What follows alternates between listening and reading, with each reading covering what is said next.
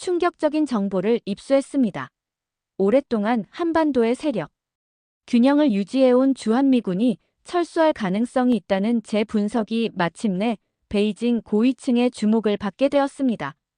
동북아시아의 지정학적 판도가 완전히 뒤바뀔 수 있는 역사적 순간이 다가오고 있었습니다. 잠시 3초만요. 시작하기 전에 구독과 좋아요도 감사하지만 재미없으면 댓글로 혼내주세요.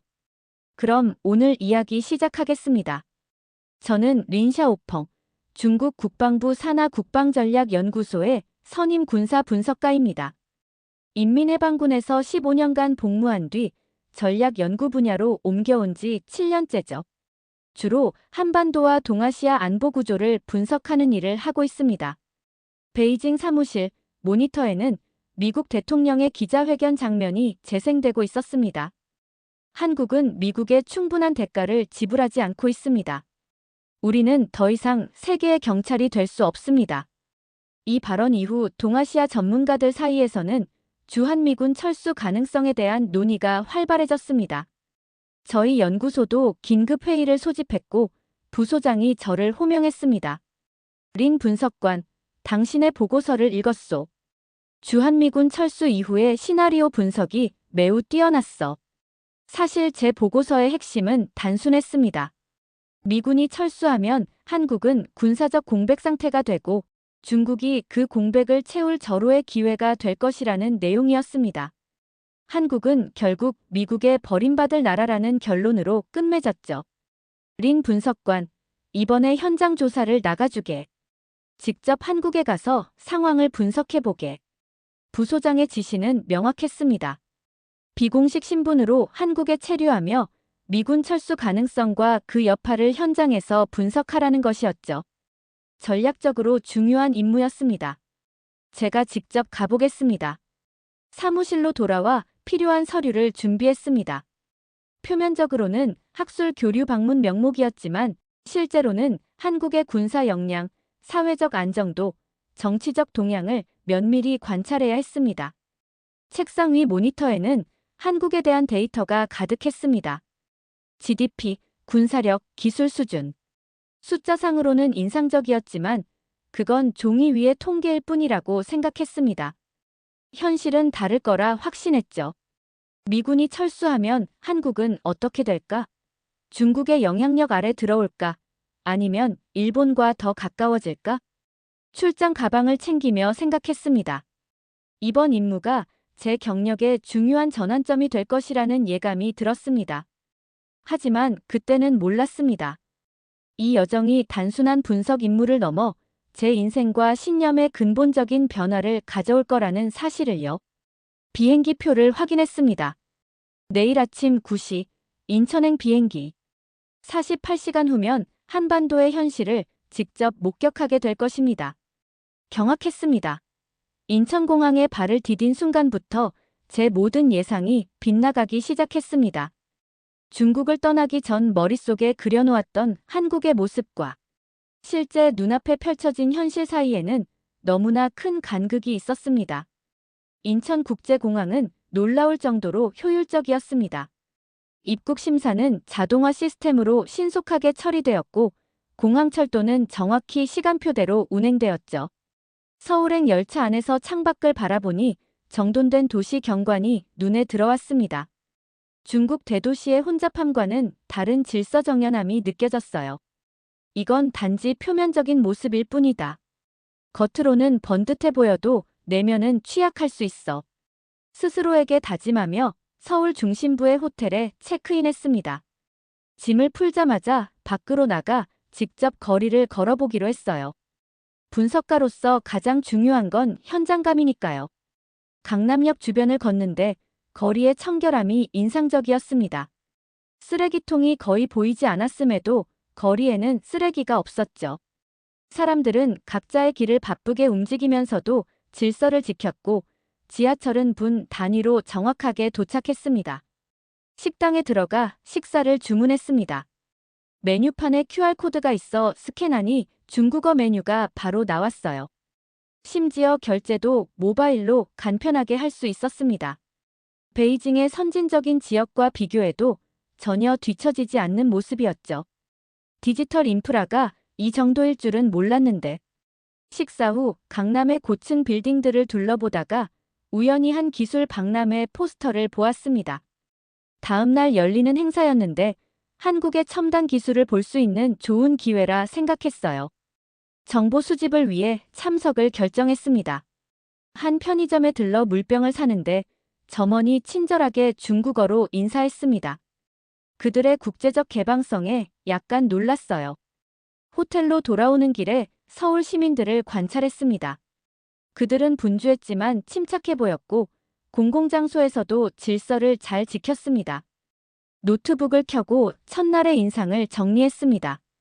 한국은 표면적으로 매우 발전된 모습을 보여준다. 공공 시스템이 효율적이며 시민들의 질서 의식이 높다. 그러나 이것이 군사적 역량과 직결되는지는 의문. 머리를 흔들었습니다. 아직 판단하기엔 이르다고 생각했어요. 내일은 좀 더 깊이 들어가 봐야겠다고 다짐했습니다. 창밖으로 서울의 야경이 펼쳐졌습니다. 반짝이는 불빛들이 마치 별자리처럼 도시를 수놓고 있었죠. 베이징의 스모그 낀 하늘과는 다른 맑은 밤하늘이 보였습니다. 이 나라는 내가 생각했던 것과 다른 것 같다. 첫날부터 제 고정관념에 균열이 생기기 시작했지만 아직은 경계심을 완전히 풀지 않았습니다.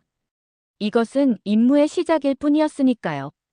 앞으로 더 깊이 관찰하며 한국의 실체를 파악해야 했습니다. 기대 이상의 경험이었습니다. 서울 체류 3일째, 제 신분을 활용해 특별한 기회를 얻었습니다. 한국군과 주한미군의 연합훈련을 참관할 수 있는 허가를 받은 것입니다.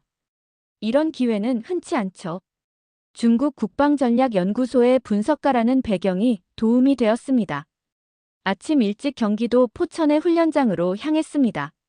차창 밖으로 한국의 험준한 산세가 펼쳐졌어요. 중국 남부의 지형과 비슷하지만 훨씬 더 밀집되어 있었습니다. 이런 지형이 한국군의 전술 발전에 어떤 영향을 미쳤을지 고민했죠. 훈련장에 도착하자 한국군 최지훈 대령이 저를 맞이했습니다. 그는 영어와 중국어를 모두 구사하는 특수전 전문가였습니다. 린 분석관님, 오늘은 산악지형 침투 및 방어 훈련을 참관하시게 됩니다. 최 대령은 전문적이면서도 친절했습니다.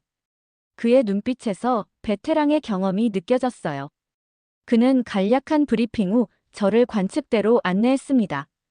훈련이 시작되었습니다. 한국군 특수부대와 미군 레인저스가 합동으로 산악지형에서 가상 적군을 상대하는 훈련이었어요. 제가 본 것은 놀라운 수준의 조직력과 기동성이었습니다. 특히 한국군의 산악지형 적응력이 인상적이었죠. 이런 험준한 지형에서 이렇게 빠르게 움직일 수 있다니. 무심코 중얼거렸는데 옆에 선 최 대령이 고개를 끄덕였습니다. 한반도는 70%가 산악지형입니다. 우리는 이 환경에서 싸우도록 훈련받죠. 훈련 중 한 장면이 특히 눈에 띄었습니다. 갑작스러운 상황 변화에 한국군 소대장이 즉각적으로 전술을 변경하고 부대원들이 말 한마디 없이도 완벽하게 대응한 것이었죠. 이런 수준의 즉응대처 능력은 높은 훈련 수준을 보여주는 증거였습니다. 저 소대장의 판단력이 인상적입니다. 제 말에 최 대령은 미소 지었습니다. 우리 장교들은 독자적 판단을 장려받습니다. 중앙 지휘에만 의존하지 않죠. 점심시간 최 대령과 함께 야전 식사를 했습니다. 이야기를 나누며 그가 단순한 군인이 아니라 국제 정세와 군사 전략에 해박한 지식을 가진 학자 같은 인물임을 깨달았습니다. 오후 훈련에서는 한국군의 첨단 장비들을 볼 수 있었습니다. 자체 개발한 드론 시스템, 야간 투시경, 통신 장비 등이 인상적이었어요. 모두 한국 기업들이 개발한 것들이었습니다. 이런 장비들은 모두 국내에서 개발한 것입니까? 대부분입니다. 처음에는 미국 기술에 의존했지만 이제는 우리 기술력으로 많은 부분을 해결하고 있습니다. 최 대령의 대답은 자신감에 차 있었습니다. 하루 종일의 관찰을 마치고 서울로 돌아오는 길, 제 생각은 복잡해졌습니다. 베이징의 많은 분석가들이 한국군을 과소평가하고 있는 것 같다. 미군이 철수한다 해도 이들은 결코 쉬운 상대가 아니다. 호텔방에 돌아와 보고서를 작성하며 고민했습니다. 처음 예상했던 군사적 공백이라는 결론이 점점 의심스러워지고 있었어요. 한국군의 역량은 제가 알고 있던 것보다 훨씬 더 뛰어났습니다. 창밖으로 서울의 밤이 깊어가고 있었습니다. 제 생각도 점점 더 깊어졌습니다. 예상치 못한 증언들이 저를 충격에 빠뜨렸습니다. 평택 미군 기지를 방문한 날, 저는 제 임무의 핵심을 뒤흔드는 놀라운 이야기들을 듣게 되었습니다. 주한미군의 실제 인식은 제가 예상했던 것과 전혀 달랐습니다. 최 대령의 도움으로 평택 미군 기지를 공식 방문할 수 있었습니다. 표면적으로는 학술 교류의 일환이었지만 제 실제 목적은 미군의 내부 분위기를 파악하는 것이었죠. 과연 그들은 철수를 원하고 있는가? 라는 질문에 답을 찾고 싶었습니다. 기지 내 식당에서 점심을 먹으며 몇몇 미군 병사들과 대화할 기회가 있었습니다. 처음에는 경계하는 눈치였지만 중국인 학자라고 소개하자 오히려 호기심을 보였어요. 한국에 주둔하는 것에 대해 어떻게 생각하세요? 조심스럽게 질문했습니다. 대답은 의외였어요. 솔직히요? 여기 좋아요. 다른 해외 파병지보다 훨씬 안전하고 생활 수준도 높습니다. 그것은 시작에 불과했습니다. 대화가 길어지면서 더 놀라운 증언들이 이어졌어요. 저는 제대 후에도 한국에 남고 싶어요. 실제로 많은 전역 군인들이 한국에서 일자리를 찾거나 대학원에 진학합니다. 또 다른 병사는 이렇게 말했습니다. 우리 부대원 중 절반은 한국인 배우자가 있어요. 가족들도 여기 생활을 좋아합니다. 의료 시스템이 훌륭하고 교육 수준도 높고 범죄율도 낮으니까요. 점점 더 흥미로워졌습니다. 이런 이야기는 제가 베이징에서 분석했던 내용과는 완전히 달랐습니다. 우리의 가정은 미군이 한국을 부담으로 여긴다는 것이었는데 현실은 정반대였어요. 오후에는 한미군 장교와 공식 인터뷰를 할 기회가 있었습니다. 그는 주한미군 내에서 10년 이상 근무한 베테랑이었죠. 장교님, 만약 철수 명령이 내려진다면 어떤 영향이 있을까요? 솔직히 말하자면 그것은 전략적 실수가 될 겁니다. 한국은 단순한 보호 대상이 아니라 중요한 전략적 파트너입니다. 우리가 주둔함으로써 얻는 이점도 상당하죠. 그의 대답은 진지했고 전문적이었습니다. 그리고 이어진 말은 더욱 인상적이었어요. 한국은 진짜 안전한 나라입니다. 우리 병사들의 삶의 질도 높고 한국군과의 협력도 원활합니다. 특히 북한이라는 실제 위협이 있는 상황에서 이런 환경에서의 훈련은 매우 가치 있습니다. 기지를 둘러보는 동안 한국 기업들이 제공하는 첨단 시설들도 눈에 띄었습니다. 미군 기지임에도 불구하고 한국의 기술과 시스템이 곳곳에 적용되어 있었어요. 서울로 돌아오는 차 안에서 오늘 들은 이야기들을 정리해봤습니다. 주한미군 내부에서는 철수에 대한 지지가 거의 없어 보였습니다. 오히려 한국에 주둔하는 것을 선호하는 분위기였어요. 이건 단순한 군사 동맹이 아니라 더 복잡한 관계인 것 같다. 호텔방에 돌아와 노트북을 열고 보고서를 작성하기 시작했습니다. 하지만 타이핑하던 손가락이 멈췄습니다. 베이징에 어떻게 보고해야 할지 고민이 되었어요. 사실대로 보고하면 기존의 분석 방향과 충돌할 테니까요. 창밖으로 평택의 불빛이 아직도 선명하게 기억에 남아 있었습니다. 그리고 미군 병사들의 말이 계속 귓가에 맴돌았습니다. 한국은 진짜 안전한 나라입니다. 완전히 뒤흔들렸습니다. 취재 5일째, 저는 공식 일정 없이 혼자서 서울을 탐험하기로 했습니다. 그리고 그날의 경험은 제 내면의 균열을 일으켰고 중국에서 가져온 모든 가정들이 무너지기 시작했습니다. 아침 일찍 남산타워로 향했습니다. 서울 전체를 조망하고 싶었어요. 지하철을 타고 가는 길, 출근 시간임에도 불구하고 사람들은 질서정연하게 움직였습니다. 노약자에게 자리를 양보하는 모습, 대화할 때도 소음을 최소화하는 배려심이 인상적이었죠. 이런 시민의식이 어디서 비롯된 걸까? 남산 타워에서 바라본 서울은 압도적이었습니다. 초록의 산들 사이로 현대적인 도시가 조화롭게 펼쳐져 있었어요. 도시 계획이 체계적으로 이루어진 흔적이 보였습니다. 주택가와 상업지구가 분리되어 있었고 곳곳에 공원과 녹지가 있었죠. 점심을 먹기 위해 시장으로 향했습니다. 길을 잃어 헤매고 있을 때 한 노인이 다가왔어요. 어디 가려고 하세요? 제가 안내해 드릴게요. 노인은 영어를 조금 할 줄 알았고 제가 중국인임을 알자 더욱 친절히 도와주었습니다. 그는 저를 시장까지 직접 데려다 주었어요. 이런 친절함이 낯설었습니다. 베이징에서는 길 묻는 외국인을 그냥 지나치는 경우가 많으니까요. 시장에서 점심을 먹은 후 카페에 들러 휴식을 취했습니다. 테이블에 스마트폰을 두고 잠시 화장실에 다녀왔는데 돌아와 보니 스마트폰이 사라졌어요. 심장이 빠르게 뛰었습니다. 중요한 정보가 담긴 기기였으니까요. 당황해서 주변을 둘러보는데 한 직원이 다가왔습니다. 혹시 이 핸드폰 찾으세요? 손님이 자리를 비울 때 테이블에 놓아두신 것 같아서 계산대에 보관했어요. 믿기지 않았습니다. 그 안에는 민감한 정보들이 많았는데 아무도 들여다보지 않았다니요. 중국에서라면 이미 분실한 것으로 생각했을 테니까요. 정말 감사합니다. 깊이 고개를 숙였습니다. 이 작은 사건이 제 세계관에 균열을 일으켰어요. 제가 알고 있던 한국과 실제 한국 사이에는 큰 간극이 있었습니다. 오후에는 서울시청을 방문했습니다. 전자정부 시스템을 자랑하는 전시관을 보고 있자니 한 직원이 다가와 영어로 설명을 시작했어요. 저는 제 신분을 밝히지 않고 평범한 관광객인 척했습니다. 서울의 모든 행정 서비스는 온라인으로 이용 가능합니다. 심지어 마을 단위의 작은 민원까지도요. 그의 설명에 따르면 서울의 교통 시스템, 수도, 전기, 인터넷 등 모든 인프라가 디지털 시스템으로 통합 관리되고 있었습니다. 중국의 선진 도시들도 이런 시스템을 구축하고 있지만 서울의 완성도는 더 높아 보였어요. 호텔로 돌아오는 길, 깊은 생각에 잠겼습니다.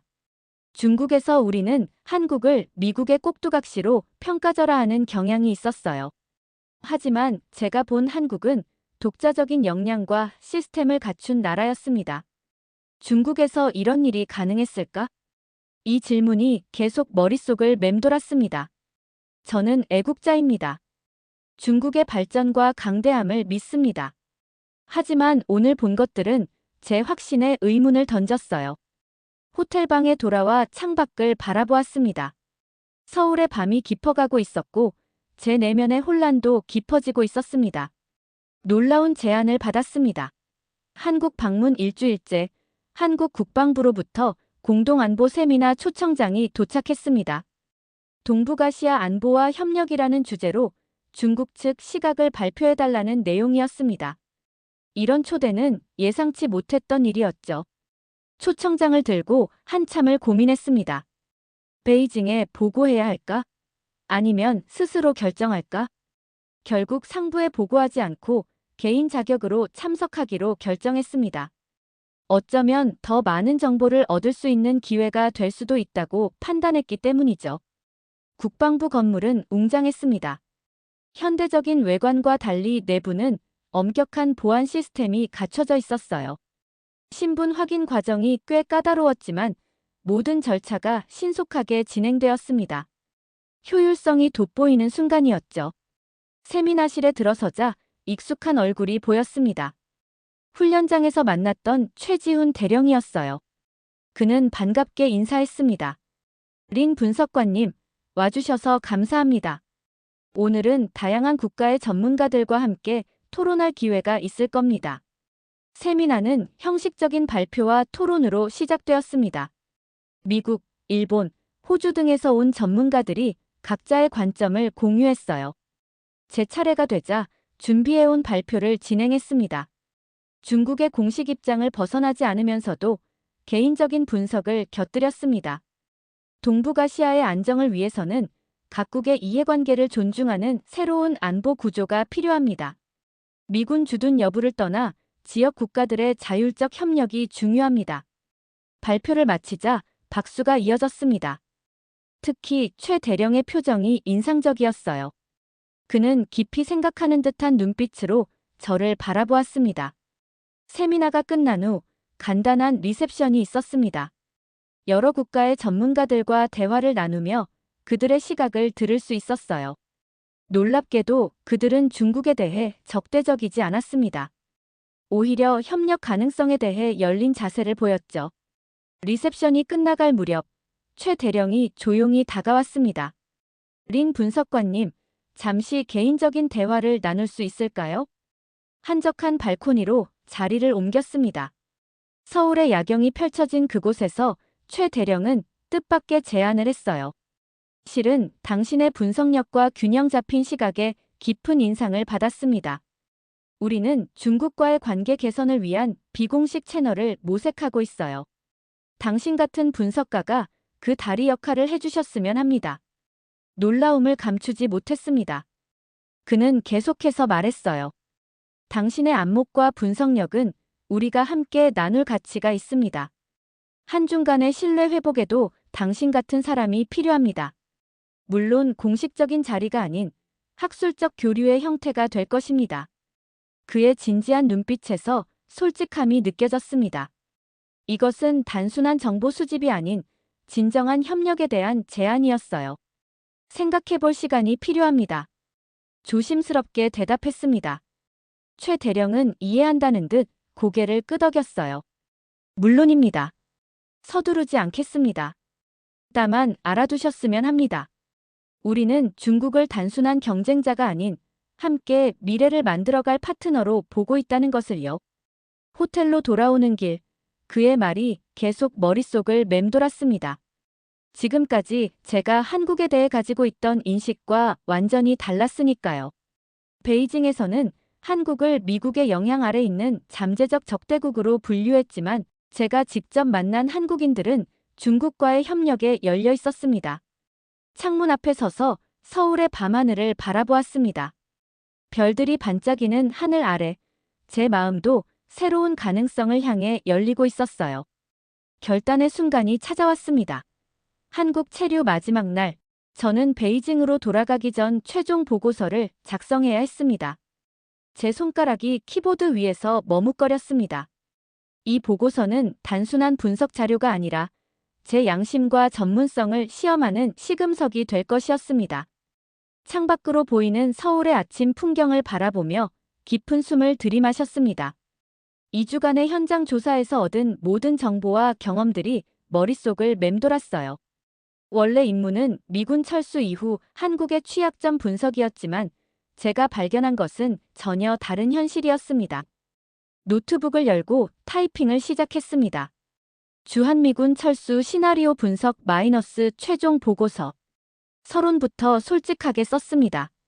미군이 철수하더라도 한국이 군사적 공백 상태에 빠질 가능성은 낮다는 것이었죠.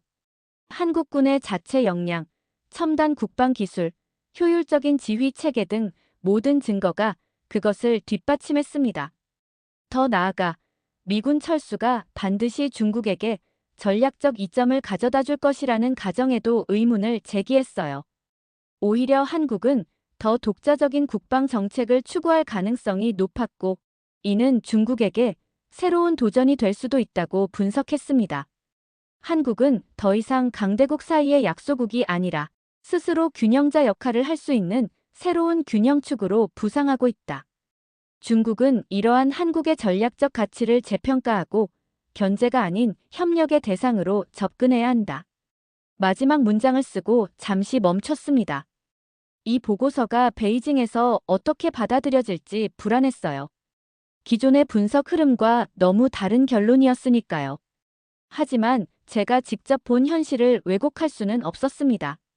보고서를 완성하고 전송하기 전 한 번 더 검토했습니다. 이것은 제 경력의 위험이 될 수도 있었지만 분석가로서의 양심을 지키는 일이기도 했어요. 전송 버튼을 누르고 긴 한숨을 내쉬었습니다. 이제 돌이킬 수 없었어요. 오후 공항으로 향하기 전 마지막으로 최지훈 대령을 만났습니다. 그는 저를 간단한 점심에 초대했어요. 곧 떠나시는군요. 한국에서의 시간은 어떠셨습니까? 많은 것을 배웠습니다. 사실 제 생각이 많이 바뀌었어요. 최 대령은 미소 지었습니다. 그것이 바로 현장 조사의 의미죠. 우리는 종종 선입견에 갇혀 있습니다. 대화 중에 그가 조심스럽게 물었습니다. 린 분석관님, 지난번 제안에 대해 생각해 보셨나요? 잠시 고민하다 솔직하게 대답했습니다. 아직 확실한 답을 드릴 수 없습니다. 베이징으로 돌아가 상황을 정리할 시간이 필요해요. 그는 이해한다는 듯 고개를 끄덕였습니다. 서두르지 않겠습니다. 언제든 연락 주세요. 그의 명함을 받아들고 작별 인사를 나눴습니다. 공항으로 향하는 차 안에서 한국에서의 모든 경험이 주마등처럼 스쳐 지나갔어요. 훈련장에서 본 한국군의 모습, 미군들과의 대화, 서울 시민들의 질서의식과 친절함, 최 대령과의 깊은 대화들. 베이징에 도착하자마자 상사의 호출을 받았습니다. 보고서가 이미 검토되었다는 의미였죠. 사무실로 들어서자 선임 분석관들이 모여 있었고 그들의 표정은 불편해 보였습니다. 린 분석관, 자네 보고서를 읽었네. 왜? 파격적인 분석이었어. 부소장의 목소리는 차갑게 들렸습니다. 직접 본 것을 보고했을 뿐입니다. 제 대답에 방 안의 공기가 무거워졌습니다. 한 선임 분석관이 비판적으로 말했어요. 자네 보고서는 우리의 전략적 가정과 맞지 않아. 한국을 너무 긍정적으로 평가한 것 아닌가? 심호흡을 하고 대답했습니다. 제 분석은 현장 데이터에 기반합니다. 우리가 한국에 대해 잘못 알고 있는 부분이 많다고 생각합니다. 회의는 긴장된 분위기 속에서 계속되었습니다. 제 보고서에 대한 의문과 비판이 이어졌지만 저는 제 판단을 굽히지 않았어요. 제가 본 한국의 현실은 베이징의 예상과 달랐고 그 진실을 전하는 것이 제 의무였습니다. 운명의 전환점이었습니다. 베이징으로 돌아온 지 3개월, 제 삶은 완전히 달라졌습니다. 솔직한 보고서로 인해 저는 연구소 내에서 고립되었습니다. 중요 프로젝트에서 배제되었고 핵심 회의에도 초대받지 못했어요. 어느 아침, 제 책상 위에 봉투가 놓여 있었습니다. 동북아시아 평화협력 이니셔티브의 자문위원 초청장이었어요. 발신인은 한국 외교부와 국방부의 공동 명의였습니다. 최지훈 대령이 준비한 것이 분명했습니다. 복잡한 마음으로 며칠을 고민한 끝에 초청을 수락했습니다. 이건 배신이 아니야. 다른 방식으로 중국과 아시아의 평화에 기여하는 길이지. 사직서를 제출하자 부소장은 놀라워하면서도 어딘가 예상했다는 듯 말했습니다. 린 분석관, 자네 결정은 존중하네. 하지만 어디서 일하든 자네는 여전히 중국인이라는 걸 잊지 말게. 2개월 후, 저는 외교관 신분으로 다시 한국에 왔습니다. 벚꽃이 만개한 서울거리는 생각보다 따뜻했어요. 첫날, 출근길에 최 대령과 마주쳤습니다. 그는 민간인 복장이었지만 바로 알아볼 수 있었죠. 린 위원님, 돌아오신 것을 환영합니다. 가까운 카페에서 커피를 마시며 이야기했습니다. 당신의 객관적 분석이 한중 관계에 새로운 시각을 줄 것이라 생각했습니다. 우리에겐 진정한 대화 상대가 필요했어요. 사실 이 결정이 쉽지 않았습니다.